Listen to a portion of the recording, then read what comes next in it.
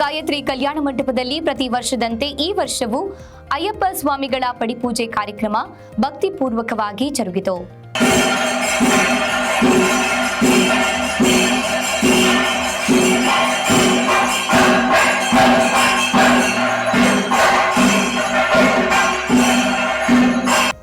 ಗುರುಸ್ವಾಮಿಗಳಾದ ಜಗ್ಗುಸ್ವಾಮಿ ಮತ್ತು ರೇಣುಕಾಸ್ವಾಮಿ ಶಿಷ್ಯರಿಂದ ಹರಿಹರಸುತ ಸೇವಾ ಸಮಿತಿ ಚಳ್ಳಕೆರೆ ಹಾಗೂ ಸಮಸ್ತ ಅಯ್ಯಪ್ಪ ಸ್ವಾಮಿಯ ಭಕ್ತರ ಸಂಯುಕ್ತಾಶ್ರಯದಲ್ಲಿ 4ನೇ ವರ್ಷದ ಅಯ್ಯಪ್ಪ ಸ್ವಾಮಿಯ ಪಡಿಪೂಜಾ ಮಹೋತ್ಸವ ಇದೇ ಜನವರಿ 2ನೇ ಗುರುವಾರದಂದು ನಡೆಯಿತು.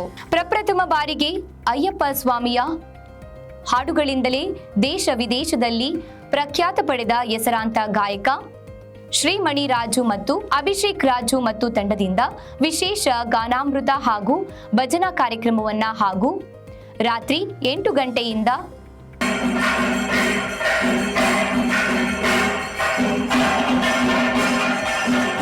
ಮಹಾ ಅನ್ನ ಸಂತರ್ಪಣೆ ಎಲ್ಲ ಅಯ್ಯಪ್ಪ ಸ್ವಾಮಿಯ ಭಕ್ತಾದಿಗಳು ಈ ವಿಶೇಷ ಪೂಜೆಗಳಿಗೆ ಆಗಮಿಸಿ ಶ್ರೀ ಅಯ್ಯಪ್ಪ ಸ್ವಾಮಿಯ ಕೃಪೆಗೆ ಪಾತ್ರರಾದರು.